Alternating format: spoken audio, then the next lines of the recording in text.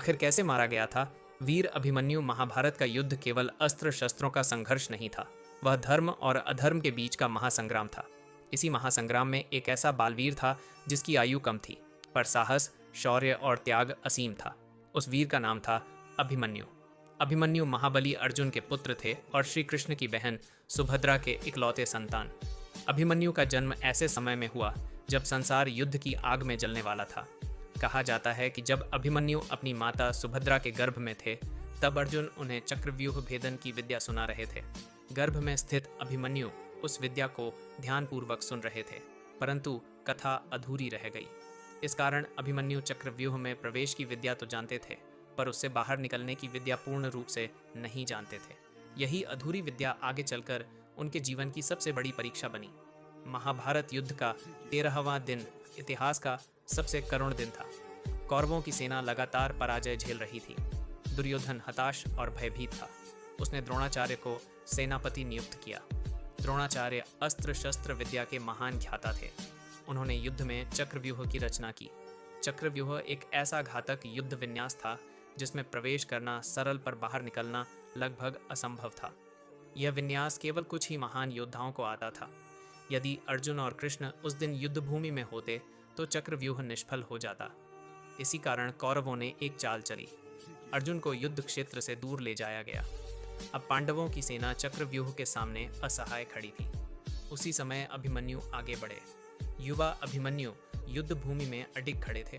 उनके चेहरे पर भय नहीं, केवल कर्तव्य का भाव था। वे जानते थे कि यह मार्ग मृत्यु की ओर जाता है, फिर भी उन्होंने धर्म के लिए आगे बढ़ने का निश्चय किया। अभिमन्यु चक्रव्यूह में प्रवेश कर गए। जैसे ही वे अंदर पहुंचे, कौरव सेना में हाहाकार मच गया। अभिमन्यु का पराक्रम अद्भुत था। वे एक एक कर अनेक महारथियों को पराजित करते चले गए। उनके बाणों की गति बिजली के समान थी। उनकी वीरता देखकर द्रोणाचार्य तक आश्चर्यचकित हो गए।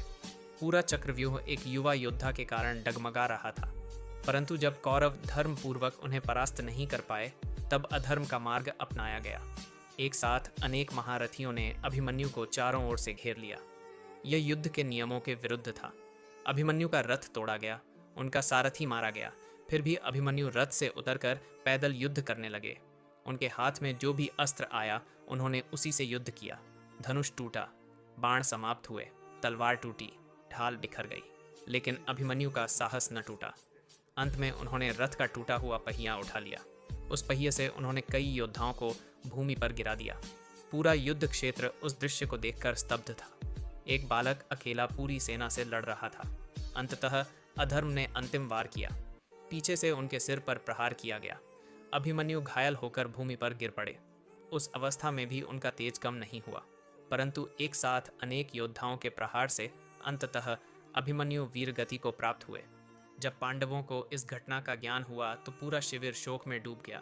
अर्जुन का हृदय विदीर्ण हो गया। द्रौपदी का क्रंदन आकाश तक गूंज उठा। कृष्ण ने सबको समझाया कि अभिमन्यु मृत नहीं हुआ, वह धर्म के लिए अमर हो गया। अभिमन्यु का वध केवल एक योद्धा की मृत्यु नहीं थी, वह युद्ध की नैतिक हार थी, अधर्म की अस्थायी विजय थी। परंतु इतिहास ने अभिमन्यु को पराजित नहीं माना। आज भी जब वीरता की बात होती है, अभिमन्यु का नाम आदर से लिया जाता है। कम आयु में अत्यंत साहस, असीम त्याग और अडिग धर्मनिष्ठा का जो उदाहरण अभिमन्यु ने दिया, वह युगों तक अमर रहेगा। उपसंहार अभिमन्यु मारा नहीं गया, वह इतिहास में अमर हो गया, क्योंकि जो धर्म के मार्ग पर प्राण देता है वह कभी मरता नहीं। वीडियो अच्छा लगा तो वीडियो को